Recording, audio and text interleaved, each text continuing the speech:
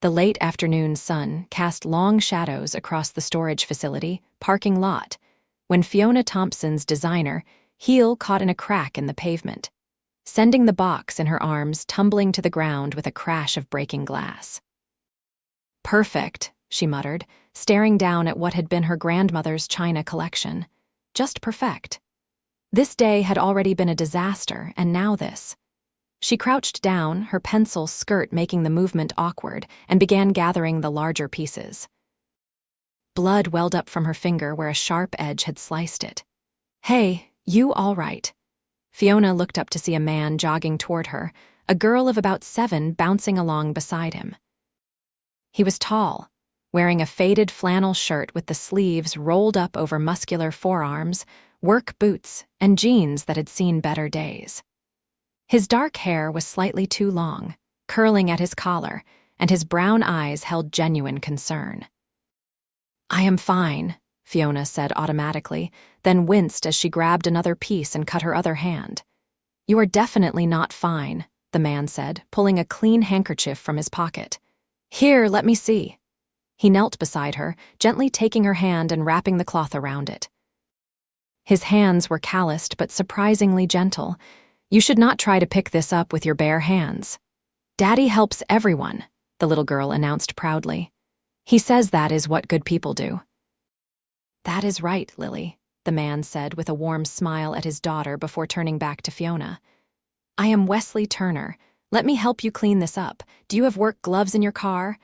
"I do not even have a car here," Fiona admitted, feeling foolish. "I took an Uber. I thought I could just grab a few boxes, but there are more than I remembered." She gestured toward the open storage unit behind her, which was packed floor to ceiling with boxes and furniture. Wesley glanced at the unit, then at the shattered china, then back at Fiona. Something in his expression shifted, softened. "Tell you what, Lily and I just finished loading our stuff into our unit. We have got gloves, a dolly, and a truck. How about we help you out?" "I could not possibly impose," Fiona started, but Wesley was already standing, offering her his hand. "It is not an imposition. Honestly, I would feel terrible leaving you here like this. Where do you need these boxes to go?" Fiona hesitated. She was not used to accepting help from strangers, especially not in her world where every gesture came with strings attached. But there was something in Wesley's eyes, something honest and kind that made her want to trust him. "My apartment. It is about 20 minutes from here." "Then it is settled." Wesley pulled out his phone, an older model with a cracked screen. "Let me just sweep this up first." "There is a broom in my truck." While Wesley retrieved the broom and dustpan, Lily plopped down next to Fiona on the curb. "You are really pretty," she said matter-of-factly, "like a princess in my storybooks." Fiona could not help but smile. "Thank you. You are very pretty too." "Daddy says I look like my mama," Lily said, swinging her legs. "She is in heaven now. She got sick when I was little." Fiona's heart clenched. "I am sorry to hear that. It is okay. I do not remember her much, but Daddy tells me stories. He says she would be proud of me." Lily looked up at her father, who was sweeping up the broken china with careful, efficient movements. The love in that gaze was unmistakable. Wesley finished cleaning up and disposed of the broken pieces in a nearby dumpster. Then he returned with a pair of leather work gloves. "These will be too big for you, but they will protect your hands. Let us take a look at what we are working with." Together, they approached the storage unit. Fiona felt self-conscious about the contents.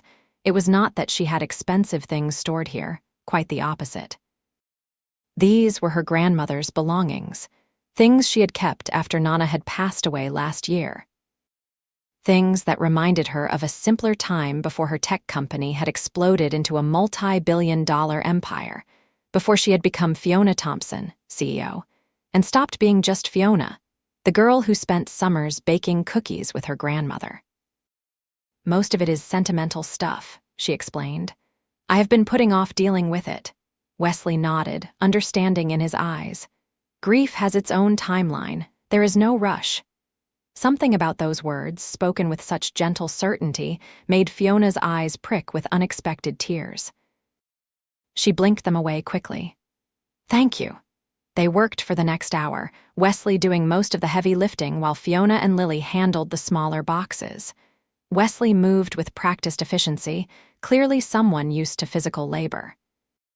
He was careful with every box, treating her grandmother's things with respect even though he had no idea what was inside them. "So what do you do?" Wesley asked as he secured another box in his truck bed. "I work in tech," Fiona said vaguely. It was not exactly a lie, but she was not ready to reveal that she ran Thompson Technologies, one of the fastest-growing software companies in the country. "What about you?"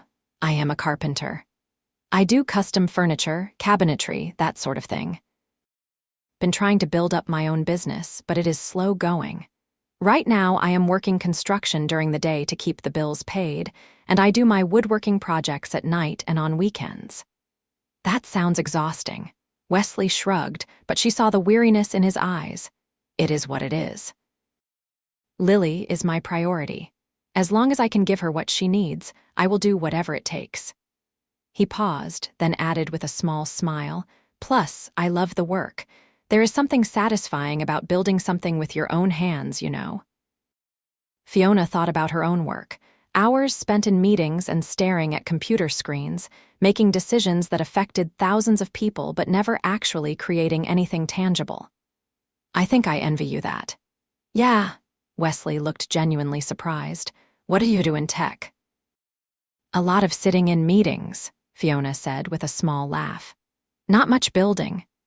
They loaded the last box, and Wesley helped Fiona into the passenger seat of his truck. It was an older Ford, probably 15 years old at least, but it was clean inside. Lily climbed into her booster seat in the back, chattering about her day at school. "We learned about butterflies, Miss Fiona. Did you know they taste with their feet?" "I did not know that," Fiona said, turning to look at the little girl. "That is fascinating." "Lily is going through a bug phase," Wesley explained, starting the truck. It rumbled to life with a reassuring sound. "Last week it was ants, the week before spiders. I like learning about things," Lily said proudly. "Daddy says being curious is good. Your daddy is right." As Wesley drove, Fiona found herself relaxing in a way she had not in months. The cab of the truck was warm, and there was something comforting about the sound of Lily's cheerful chatter, mixed with Wesley's occasional deep-voiced responses. When was the last time she had felt this at ease around people? She directed Wesley to her building, a luxury high-rise in the heart of downtown. She saw his expression shift slightly as they pulled up, taking in the doorman and the gleaming glass facade. "Which floor?" he asked neutrally. "Penthouse," Fiona admitted. There was no point in hiding it now. Wesley did not comment, just started unloading boxes. The doorman, Marcus, hurried over to help, his eyes widening slightly at Wesley's truck and casual clothes, but he was too professional to say anything. "Good evening, Miss Thompson," Marcus said. "Shall I call for additional assistance?" "That would be helpful, thank you, Marcus." It took 3 trips to get everything up to her apartment. When Wesley walked through the door, carrying the last box, Fiona saw him take in the space. Floor-to-ceiling windows overlooking the city, minimalist modern furniture that probably cost more than his truck, original artwork on the walls. His expression remained carefully neutral. "Where do you want these?" he asked. "Just set them down anywhere," Fiona said, suddenly seeing her apartment through his eyes. It was beautiful, certainly, but it was also cold. Impersonal. Nothing like the warm clutter of her grandmother's house, which was probably why she had been avoiding unpacking these boxes. Lily, however, was enchanted. She pressed her nose against the window, staring out at the city lights beginning to twinkle as evening fell. "Wow, you can see everything from up here. Would you like to see the balcony?" Fiona offered. "Can I, Daddy?" Wesley nodded, and Fiona led Lily out to the wraparound terrace. The little girl gasped in delight, pointing out landmarks she recognized. Wesley followed them out, his hands in his pockets. "This is quite a place," he said quietly. "It is just a place," Fiona replied, and was surprised to realize she meant it. "Thank you for helping me. I really appreciate it. How much do I owe you?" Something shuddered in Wesley's expression. "You do not owe me anything. I helped because I wanted to." "But your time, the gas for your truck. I said you do not owe me anything." His voice was firm but not unkind. "I did not help you expecting payment." Fiona felt her cheeks heat. She had offended him, she realized. In her world, everything was a transaction, but she had forgotten that not everyone operated that way. "I am sorry. I did not mean to insult you. I just wanted to show my appreciation." Wesley's expression softened. "I know, and I appreciate that, but honestly, helping you was the right thing to do." "That is payment enough." He paused, then added, "Though if you really want to do something, you could maybe have coffee with me sometime, as a thank you for me for getting to know someone interesting." Fiona's heart did an unexpected flip. Coffee. "Yeah, you know, that hot brown beverage people drink to wake up in the morning." There was a teasing glint in his eye now. "I know what coffee is," Fiona said, laughing. "I would like that." "Daddy, can Miss Fiona come to my school fair?" Lily piped up, appearing beside them. "It is on Saturday." "They are going to have a cake walk and everything?" "Lily, Miss Fiona is probably very busy," Wesley started, but Fiona surprised herself by shaking her head. "Actually, I am free on Saturday. What time is the fair?" Lily's face lit up like Christmas morning. "It starts at 10. "Will you really come?" "I will really come," Fiona promised, then looked at Wesley. "If that is all right with you," Wesley looked between his daughter's hopeful face and Fiona's smile. "Yeah," he said, his own smile breaking through. "Yeah, that would be great." They exchanged phone numbers, Wesley carefully typing Fiona's number into his battered phone. As they prepared to leave, Lily threw her arms around Fiona's waist in an impulsive hug. "I am glad Daddy met you," she whispered. Fiona hugged her back, feeling something in her chest crack open. "Me too, sweetheart." After they left, Fiona stood in her silent apartment, surrounded by her grandmother's boxes, and felt more alive than she had in years. The school fair was held at Lincoln Elementary, a modest brick building with a playground that had seen better days. Fiona parked her Tesla a block away, suddenly self-conscious about driving something so flashy to an event where most of the parents probably drove practical sedans and minivans. She had agonized over what to wear, finally settling on jeans, a cashmere sweater, and flat boots. Casual, but not trying too hard to be casual, she found Wesley and Lily near the cakewalk booth. Lily spotted her first and came running over, grabbing her hand and pulling her forward. "Miss Fiona, you came. Look, I want a cake already." She pointed to a somewhat lopsided chocolate cake that Wesley was holding. "That is amazing," Fiona said, genuinely delighted. "Did you eat any yet?" "Daddy says we have to wait until after lunch, but there are hot dogs and everything." Wesley smiled at Fiona over Lily's head. "Hey. I was not sure you would actually show." "I said I would," Fiona replied. "I keep my promises." "Good to know." His smile widened, and Fiona felt that flutter in her chest again. They spent the morning wandering through the fair. Fiona played ring toss and threw bean bags at painted targets. She bought tickets for the bounce house and watched Lily jump with her friends, shrieking with laughter. Wesley stayed close, occasionally pointing out Lily's classmates and their parents, giving Fiona context about the community. "That is Amanda. She is Lily's best friend. Her mom, Sarah, is the PTA president. She basically runs everything around here," Wesley explained, as if on cue, a woman with kind eyes and laugh lines approached them.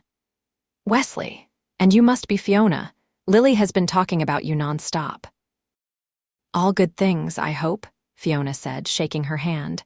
"Oh, definitely. Apparently you live in a tower like Rapunzel, and you can see the whole world from your windows." Sarah's eyes twinkled. "Wesley, you are going to enter the dad competition, right?" Wesley groaned. "Do I have a choice?" "Not if you value your standing in the community, no," Sarah said cheerfully. "It starts in 20 minutes. I will make sure Lily gets a good spot to watch." "What is the dad competition?" Fiona asked as Sarah walked away. "It is this ridiculous obstacle course they set up every year. Dads compete against each other for bragging rights, Last year, I came in second. Wesley stretched his shoulders. This year, I am aiming for first. That sounds entertaining. You have not seen anything yet. 20 minutes later, Fiona found herself standing beside Lily on the sidelines of a makeshift obstacle course. 10 fathers lined up at the starting line, including Wesley. He had taken off his flannel shirt, leaving him in just a white undershirt that showed off his muscular arms and broad shoulders. Fiona tried not to stare, but it was difficult. "Daddy is really strong," Lily said proudly. "He lifts heavy wood all the time." The whistle blew, and the dads took off. They had to crawl through a tunnel made of boxes, jump rope 10 times, carry a bag of potatoes across a balance beam, and finish with a sprint to the end. Wesley moved through the course with athletic grace, clearly in better shape than most of the other fathers. Fiona found herself cheering louder than she had expected, Lily jumping up and down beside her. Wesley crossed the finish line first, barely winded. Lily ran to him, and he scooped her up, spinning her around. When he looked over at Fiona, still breathless and grinning, she felt something shift inside her. This was not just attraction, though there was certainly that. This was something deeper, something that scared her more than any business negotiation ever had. "Your dad is pretty impressive," she said when they joined her. "I know," Lily said simply. "He is the best daddy in the whole world." Wesley's cheeks colored slightly. "I do not know about that, kiddo, but I will take it." They ate lunch together at one of the picnic tables, hot dogs and chips and cans of soda. Fiona could not remember the last time she had eaten something so simple and enjoyed it so much. Around them, families laughed and talked, and she felt a pang of longing for something she had not even known she was missing. "Daddy, can we show Miss Fiona your workshop?" Lily asked through a mouthful of hot dog. "Lily, you need to swallow before talking," Wesley reminded her gently, then glanced at Fiona. "I have a small workshop in our garage, nothing fancy, but if you are interested." "I would love to see it," Fiona said immediately. After the fair, Fiona followed Wesley's truck to their house, a small 2-bedroom bungalow in a working-class neighborhood. The house was old but well-maintained, with a tidy front yard and flower boxes under the windows. Not fancy, but clearly cared for. The workshop was in the detached garage, and when Wesley opened the door, Fiona caught her breath. The space was filled with partially completed furniture pieces, each one showcasing incredible craftsmanship. A rocking chair with delicate spindles, a dining table with inlaid wood creating a geometric pattern, a child's bookshelf carved with whimsical animals.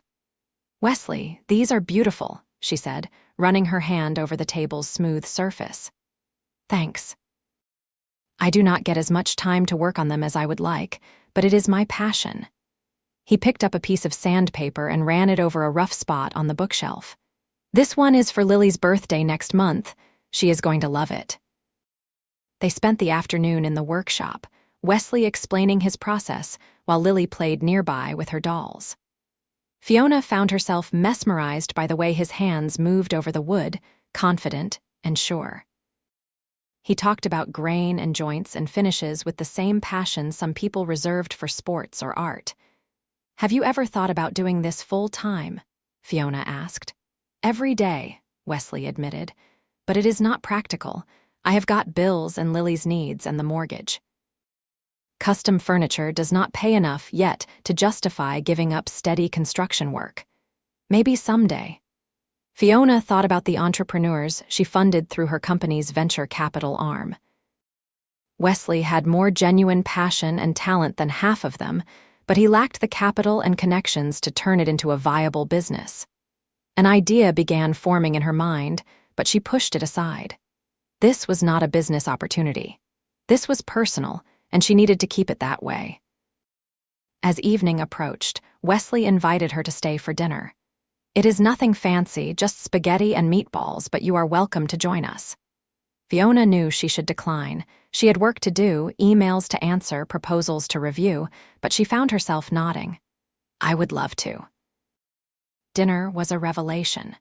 Not because the food was extraordinary, though it was good, simple and hearty, but because of the easy warmth of it. Wesley and Lily had a routine, a dance they did around each other in the small kitchen.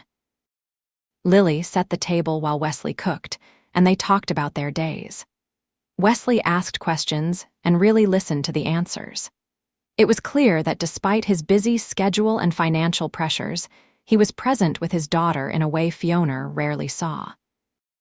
After dinner, Lily asked if Fiona wanted to see her room.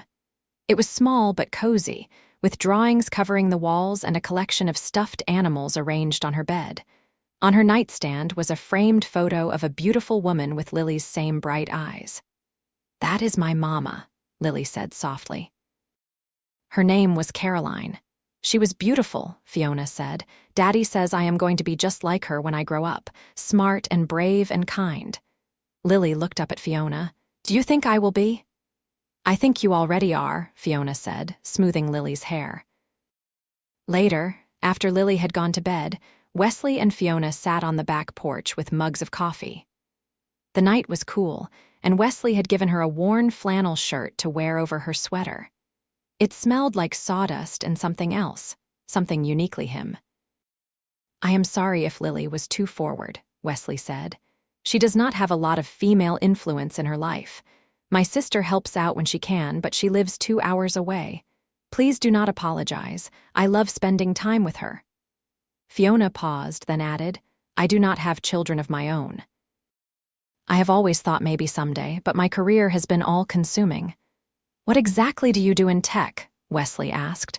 "And do not give me that vague answer you gave before. I looked you up." Fiona's stomach dropped. "You did. After you agreed to come to the fair, I wanted to make sure you were not some kind of serial killer." He smiled, but there was a serious undertone to his words.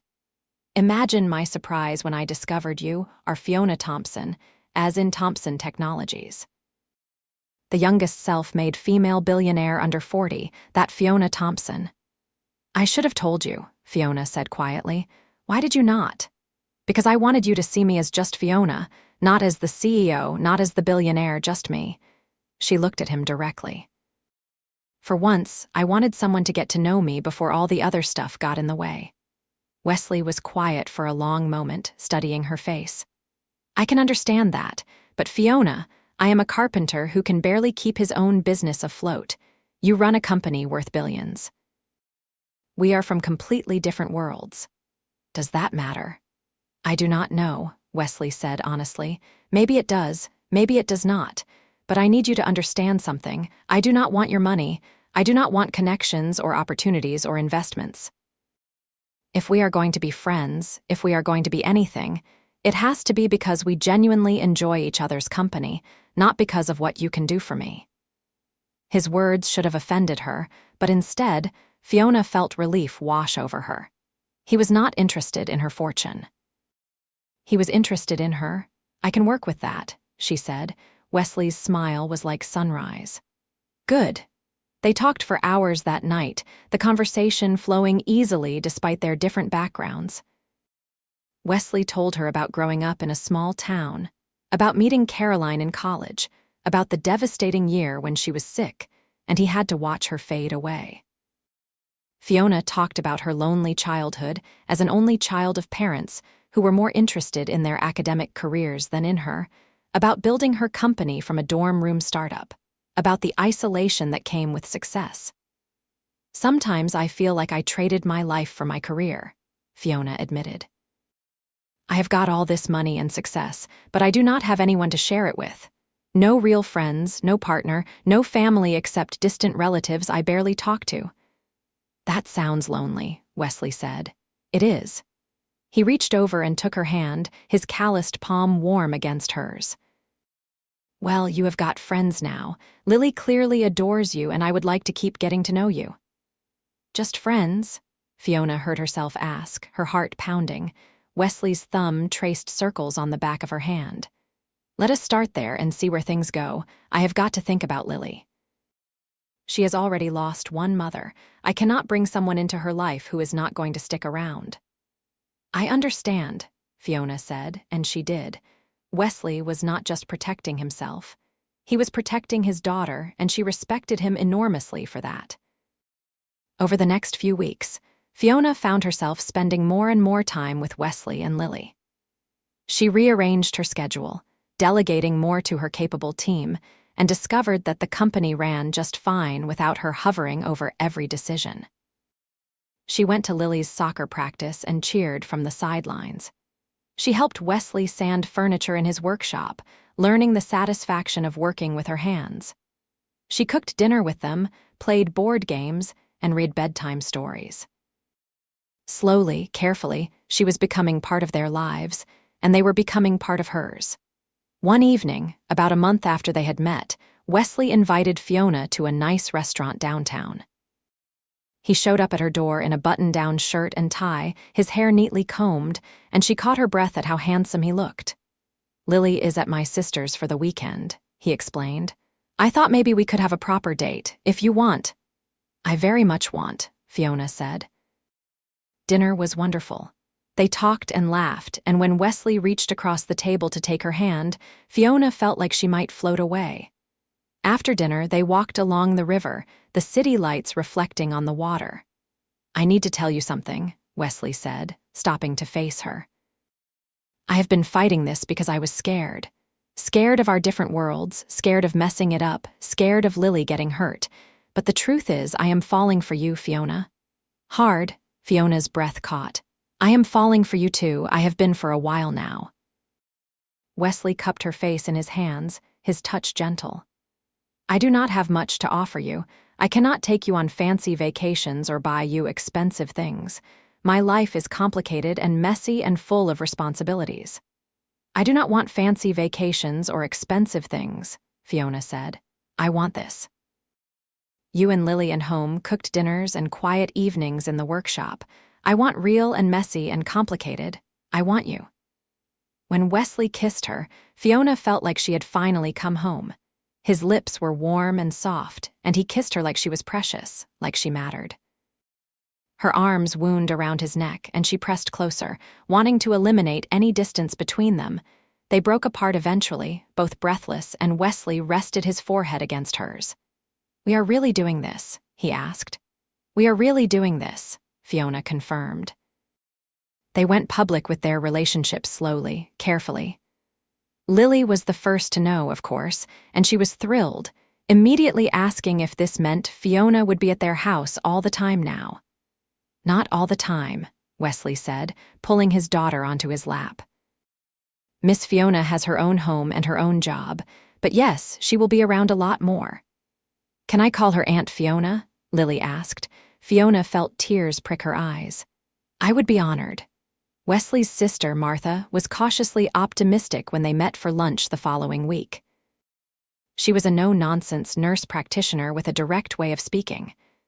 "I need to know your intentions," Martha said bluntly to Fiona while Wesley took Lily to the restroom. "My brother has been through hell. That little girl has been through hell. If you are just slumming it, playing at normal life before you get bored and go back to your billionaire existence, you need to end this now." "I love him," Fiona said simply. "I love both of them, and I am not going anywhere." Martha studied her for a long moment, then nodded. "Okay, then." Welcome to the family. The media attention started a few weeks later. A photo of Fiona and Wesley leaving a movie theater, holding hands, ended up on a gossip site. Then another of them at Lily's soccer game. The headlines were predictable. Billionaire CEO's secret romance with blue-collar dad, and from boardroom to workshop, Fiona Thompson's surprising new love. Wesley hated it. He was a private person, and suddenly having cameras following them everywhere made him tense and uncomfortable. Lily, too, was confused and frightened by the strangers with cameras who sometimes waited outside their house. "I am sorry," Fiona said one night when Wesley was particularly stressed after a reporter had tried to talk to Lily at school. "This is my fault." "It is not your fault that you are successful," Wesley said, but she could see the strain on his face. "I just hate that Lily has to deal with this. She did not sign up for any of this." "Let me hire security," Fiona said. Just someone to make sure reporters do not bother you, especially at Lily's school. Please. Wesley's jaw clenched. I do not want your money, Fiona. We talked about this. This is not about money. This is about keeping Lily safe. Please, Wesley, let me do this. After a long moment, he nodded. Okay, but just for Lily's school. Fiona hired a discreet security firm, and the situation improved. The media eventually lost interest, as there were no dramatic fights or scandals to report. Fiona and Wesley were, by all accounts, simply a couple in love, and that was not particularly newsworthy for long. Work became more complicated. Some members of Fiona's board questioned whether her relationship was affecting her judgment. When she proposed a new initiative to provide better benefits and childcare support for employees, several board members suggested she was being influenced by her personal life rather than making sound business decisions. This is a solid business decision, Fiona argued in a tense board meeting. Employee retention is directly correlated with quality of life support. The data backs this up. The data also shows this will cut into our profit margins, one board member countered. By less than 1%, Fiona shot back, and the long-term gains will more than make up for it. The vote passed, but narrowly. Afterward, her CFO, an older man named Richard, pulled her aside. You are losing them, he said. They think you have gone soft. I have not gone soft. I have gained perspective, Fiona said.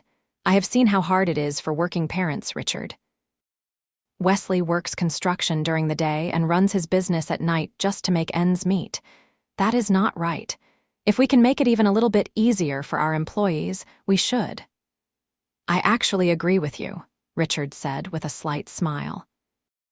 I am just warning you that you will need to be careful. Do not give them ammunition to use against you. That night, Fiona told Wesley about the meeting while they cooked dinner together in his kitchen. It had become their routine. Several nights a week, she would come over after work, and they would make dinner together while Lily did homework at the kitchen table. Maybe they are right, Wesley said, chopping vegetables. Maybe I am distracting you from your work. You are absolutely distracting me from my work, Fiona agreed, sliding her arms around his waist from behind. But in the best possible way. Before I met you, work was all I had. Now I have a life. I have a reason to leave the office at a reasonable hour. I have people who matter more than the next quarterly earnings report. Wesley turned in her arms, kissing her forehead. I worry that I am holding you back. You are not. You are holding me up. She looked up at him, serious now. I mean it, Wesley. You and Lily have made me a better person. Do not doubt that. 6 months into their relationship, Wesley's business got its first major commission. A boutique hotel wanted him to design and build custom furniture for all 30 rooms. It was exactly the kind of opportunity he had been dreaming of, but it would require him to quit his construction job and work on the furniture full-time for at least 3 months. I cannot do it, he told Fiona, his frustration evident. I do not have enough savings to go 3 months without a steady paycheck. And what if I finish and there is not another commission right away?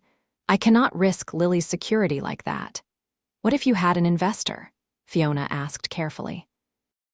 They were sitting in his workshop, and she had been expecting this conversation. No, Wesley said immediately. Fiona, we have talked about this. Just hear me out. This is not a handout. This is a legitimate business investment. I have had my team draw up a proper contract. I will invest in your business, and you will pay me back a percentage of your profits until the investment is repaid, plus a reasonable return. It is how business works. And what happens to us if the business fails?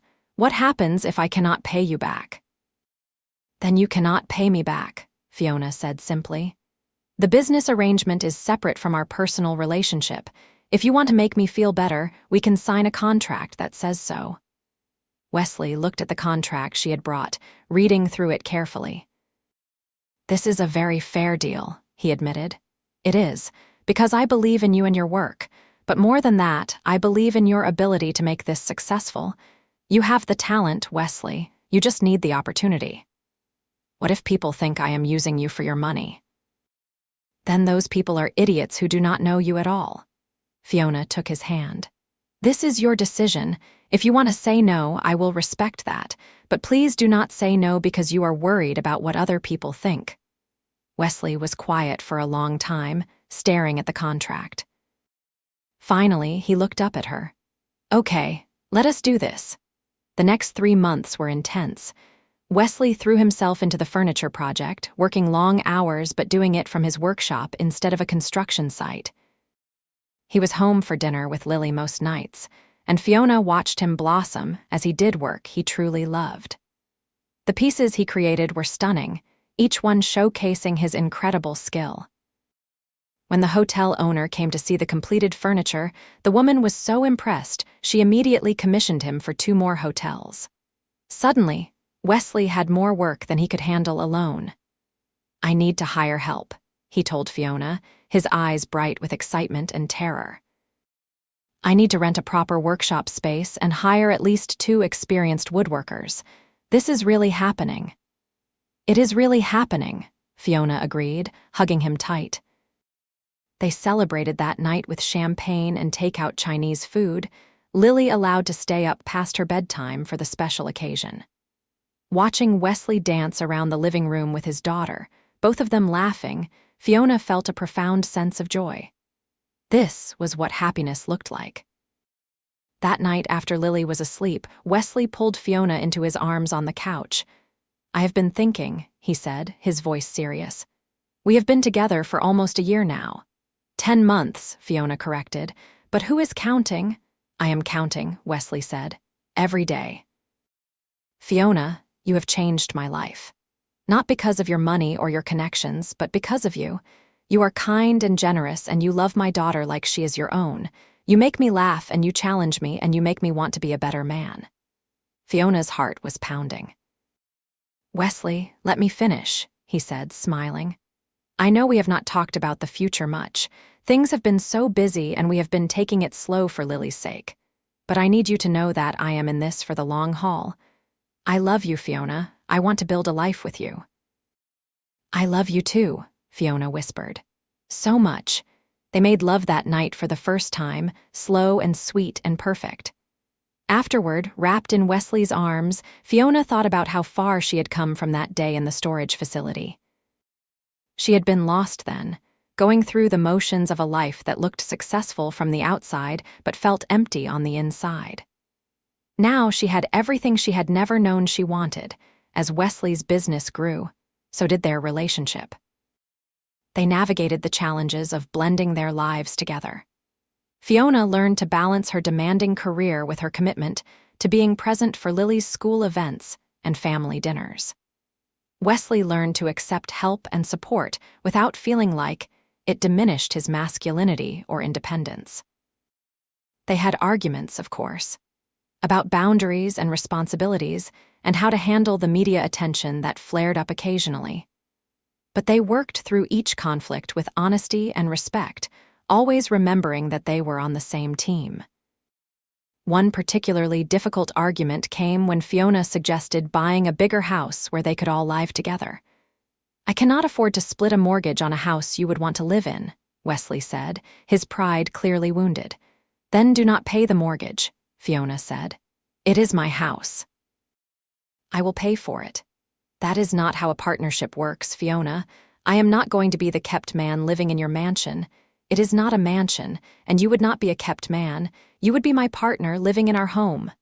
She softened her tone. Wesley, I know this is hard. But the reality is that I have more money than you. That does not make you less of a man or less of a partner. It is just a fact. A fact that makes me feel like I have nothing to contribute. You contribute everything that matters, Fiona said fiercely. You contribute love and stability and joy. You contribute your presence and your partnership and your beautiful soul. The money is just money. It is the least important thing about me. They tabled the discussion for a few weeks, both of them needing space to think.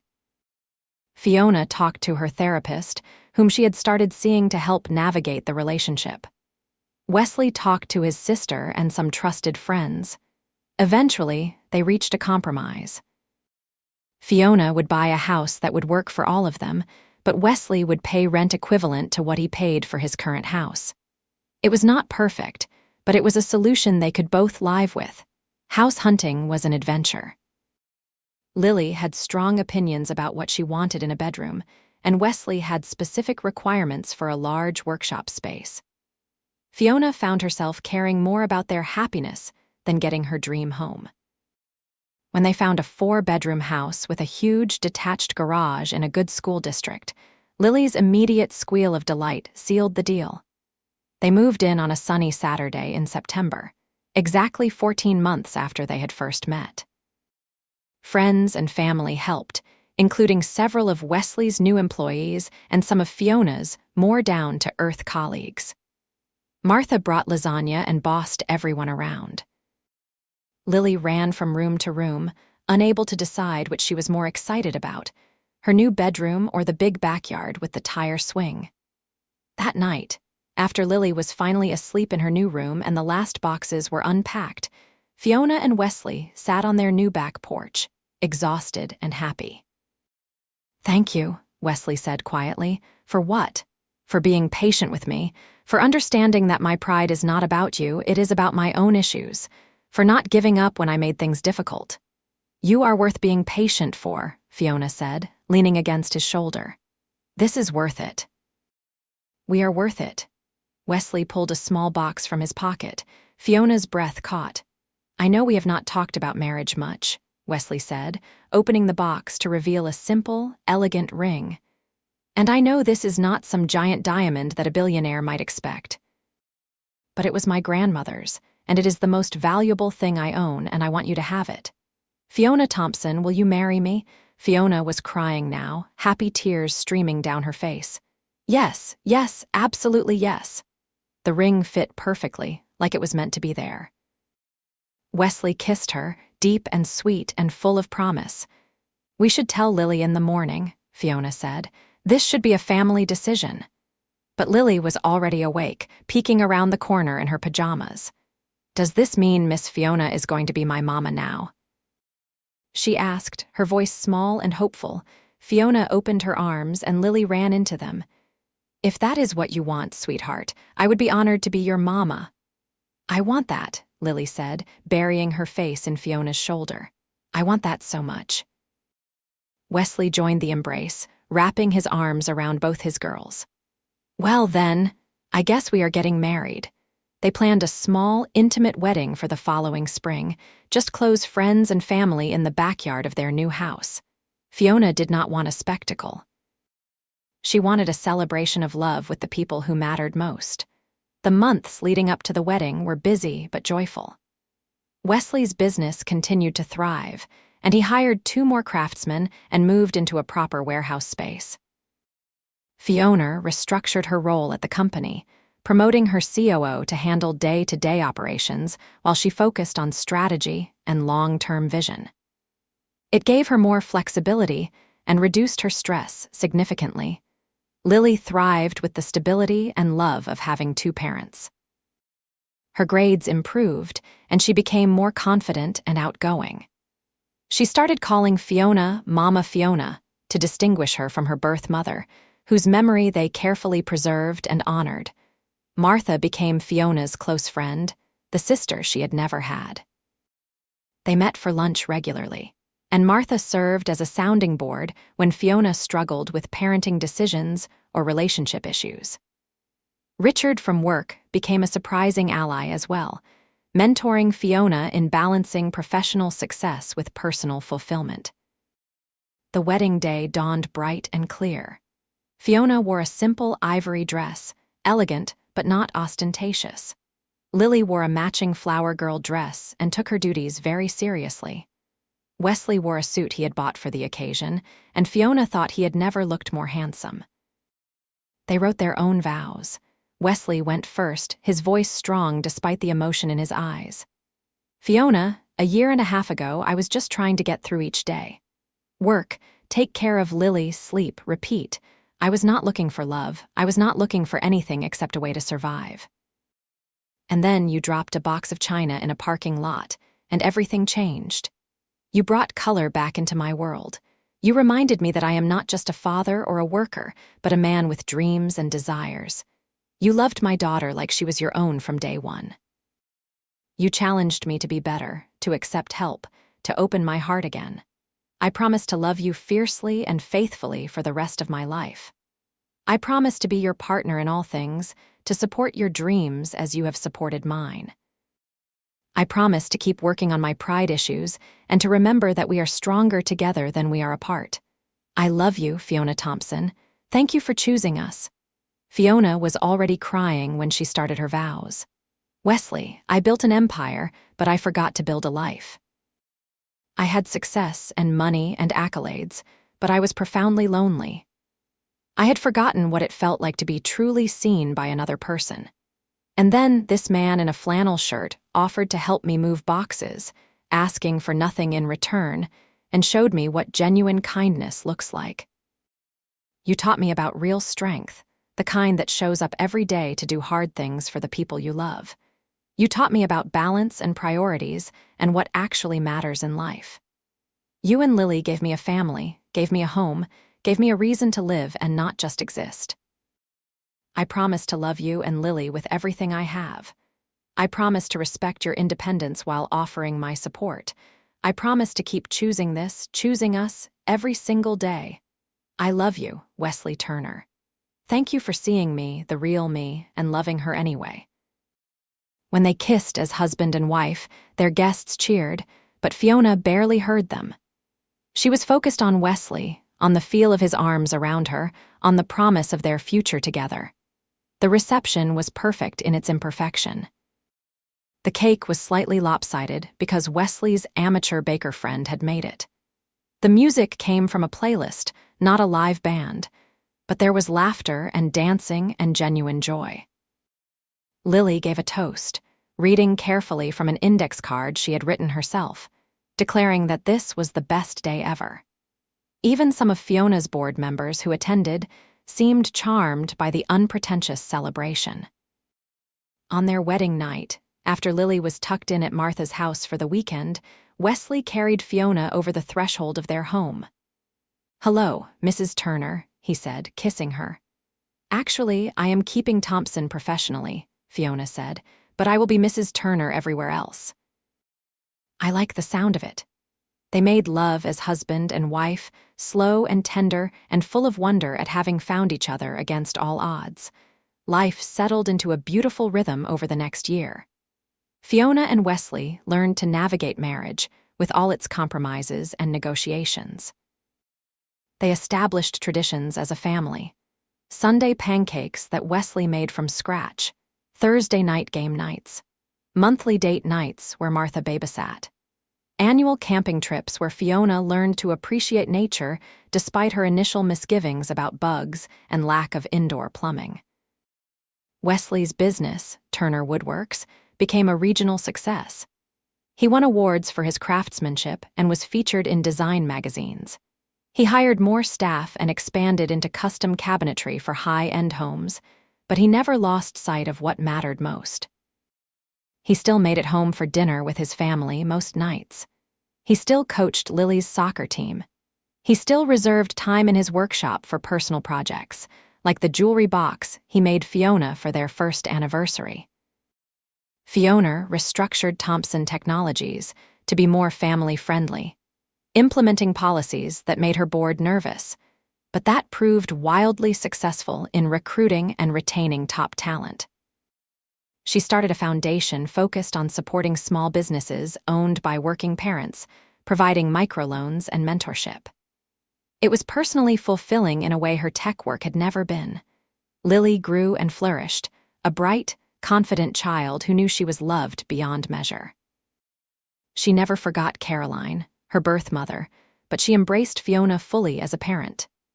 They had a special bond, spending Saturday mornings together baking or shopping or just talking about life. 2 years into their marriage, Fiona and Wesley started talking about having another child. "Are you sure?" Wesley asked.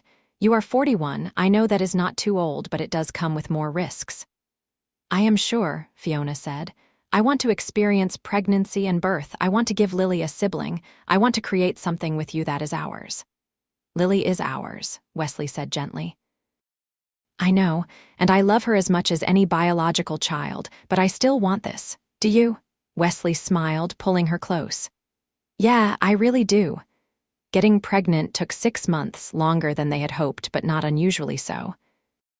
When Fiona finally saw the positive test, she screamed loud enough to bring Wesley running from his workshop. We are having a baby, she said, laughing and crying at the same time. Wesley picked her up and spun her around, both of them giddy with joy. Lily, when they told her, wanted to know immediately if it would be a brother or sister, and whether the baby could sleep in her room. The pregnancy was harder than Fiona expected. Morning sickness lasted into the 2nd trimester, and she was exhausted in a way she had never experienced. But Wesley was attentive and supportive, taking on more of the household responsibilities without complaint. Lily tried to help too, bringing her mother crackers and water when the nausea was bad. You are growing a human, Wesley would remind Fiona when she got frustrated with her body's limitations. That is incredible. You are incredible. They had a scare at 28 weeks when Fiona's blood pressure spiked and she had to go on bed rest. It was torture for someone used to being constantly busy, but Wesley made it bearable. He set up a comfortable nest in their bedroom with everything she could need. He brought work to her when she absolutely needed to handle something. He sat with her in the evenings, reading aloud or just talking. Lily was worried, asking repeatedly if Mama Fiona was going to die like her first mama had. No, sweetheart, Fiona said, pulling her close. I am not going to die. The doctors are being very careful and I am doing everything they say. Sometimes bodies need extra help when growing babies, and that is okay. But I am going to be fine, and the baby is going to be fine. Promise? Lily asked, her voice small. I promise, Fiona said, praying it was a promise she could keep. At 36 weeks, Fiona's blood pressure spiked again, and the doctors decided to induce labor. Wesley held her hand through the long, exhausting process.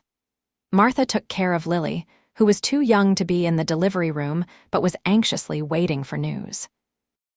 After 18 hours of labor, Benjamin Wesley Turner was born, weighing 6 pounds, 5 ounces, with his father's dark hair and his mother's nose. Wesley cried when he held his son for the first time, and Fiona fell in love all over again watching her husband cradle their baby with such tender care. When they brought Lily in to meet her brother, she was awestruck, touching his tiny hand with one gentle finger. He is so small, she whispered. Can we keep him? Forever and ever, Fiona said. You are a big sister now. I am going to be the best big sister, Lily declared. I am going to teach him everything. Bringing Benjamin home was an adjustment. Fiona, despite all her executive skills, felt helpless and overwhelmed in the face of this tiny human who needed her completely. She was used to problems she could solve with logic and strategy. Newborn babies did not respond to logic. Wesley, having been through this before with Lily, was calm and capable. He showed Fiona how to swaddle, how to distinguish between different cries, how to function on minimal sleep. When Fiona broke down crying at 3 a.m, certain she was the worst mother in the world, Wesley held her and reminded her that all new parents felt this way. You are doing great, he said. Look at him. He is healthy and loved and safe. That is what matters. Slowly, Fiona found her rhythm. She learned to trust her instincts. She learned that being a mother did not mean being perfect. It meant showing up day after day with love and patience. Lily was an amazing big sister, always wanting to help. She would sit beside Fiona during feedings, reading stories to Benjamin even though he was too young to understand. She would sing him songs and dance to make him smile. The bond between them was immediate and beautiful. Fiona took 3 months of maternity leave, made possible by the structural changes she had implemented at her company. It was the longest she had been away from work since founding Thompson Technologies, and she discovered something surprising. The company was fine without her. Better than fine. Her team stepped up, made good decisions, kept everything running smoothly. When she returned to work, it was part-time at first, gradually increasing her hours as Benjamin got older. She worked from home several days a week, video conferencing into meetings while Benjamin napped. It was not traditional, but it worked for their family. Wesley's business continued to grow. He opened a showroom and hired a manager to handle the business side of things, freeing him up to focus on design and craftsmanship. He was able to be home more, which was essential with 2 young children. They divided parenting duties fairly, both sacrificing and adjusting to make it work. Life was messy and chaotic and loud. Their house was full of toys and laughter, and the occasional tears. Fiona's perfectly decorated living room now had juice stains on the carpet and crayon marks on the walls. Her meticulously organized life now included last-minute school projects and forgotten permission slips and sick days that derailed her carefully planned schedule. And she had never been happier. On their 5th wedding anniversary, Wesley surprised Fiona with a weekend away, just the 2 of them. Martha took the kids, and Wesley drove Fiona to a bed and breakfast in the countryside, the same one where they had spent their honeymoon. "I wanted to remind you of where we started," Wesley said as they settled into their room, "and to thank you for everything you have given me." "You have given me just as much," Fiona said. "I do not know about that. You gave up a lot to be with me. Your privacy, your perfectly organized life, your ability to work 80 hours a week." "I did not give those things up," Fiona corrected. "I traded them for something better. For love and family and a life that actually means something. That is not a sacrifice, Wesley. That is the best decision I ever made." They spent the weekend talking and making love and sleeping in without small children jumping on the bed at dawn. It was wonderful, but by Sunday afternoon, they were both ready to go home to their kids. Benjamin was 18 months old when Fiona discovered she was pregnant again. It was a surprise, not planned this time, and she felt both terrified and thrilled. She was 44 now, and the risks were higher, but she wanted this baby, wanted to grow their family even bigger. "We are going to need a bigger house," Wesley joked when she told him. "We have room," Fiona said. "We will make it work." The pregnancy was closely monitored given her age and history of complications. But everything progressed normally, and at 38 weeks, Grace Caroline Turner arrived, healthy and screaming and absolutely perfect. They named her after both grandmothers, honoring the women who had shaped them.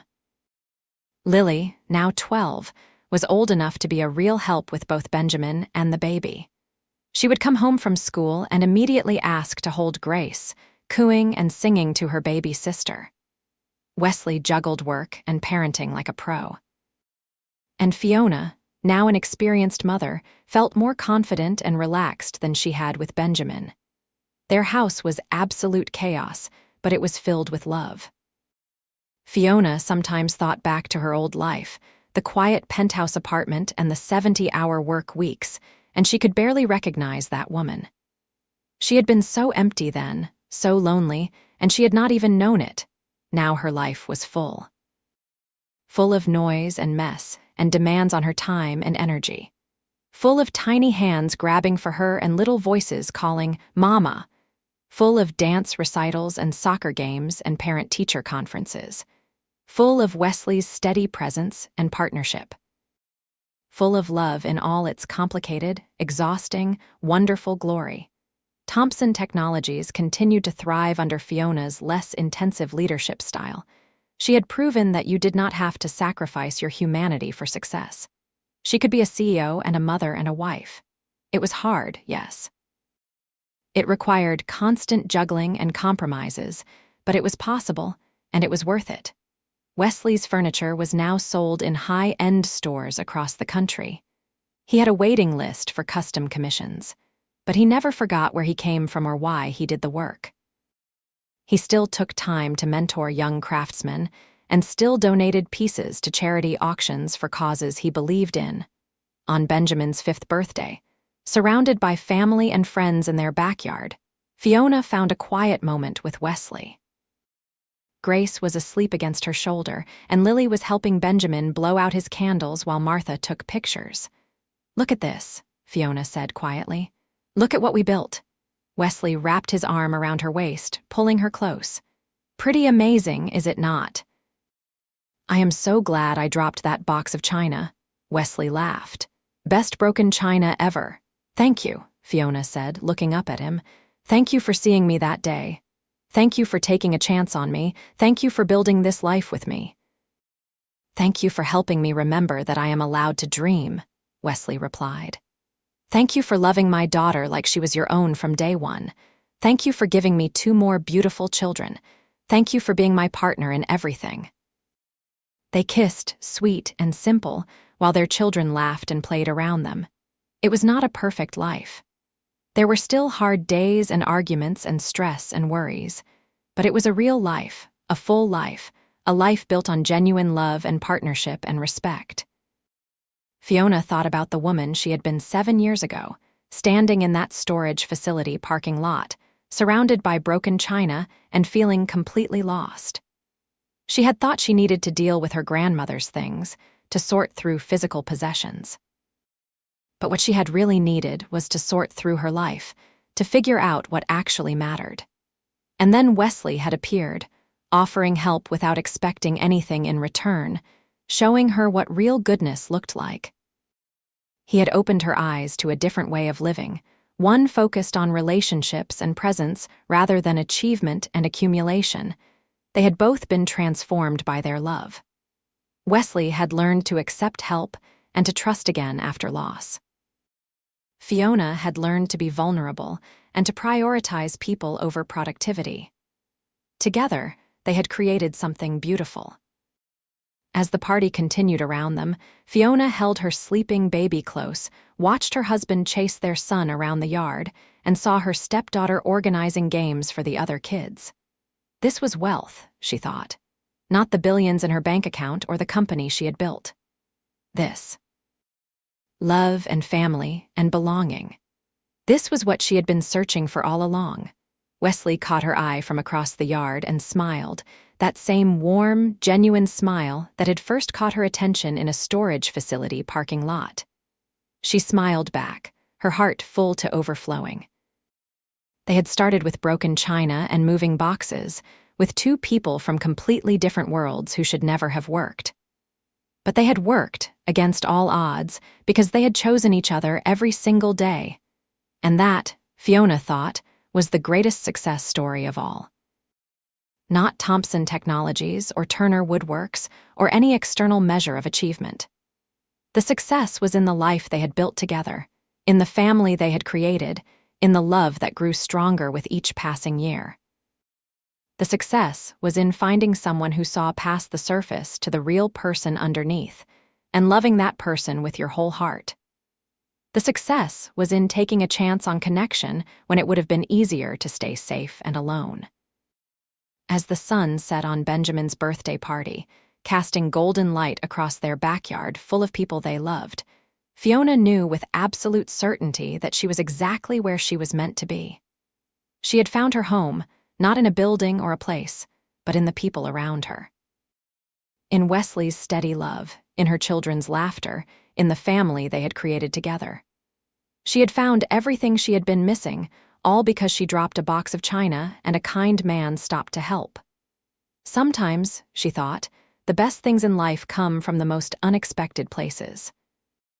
Sometimes, broken things lead to beautiful new beginnings.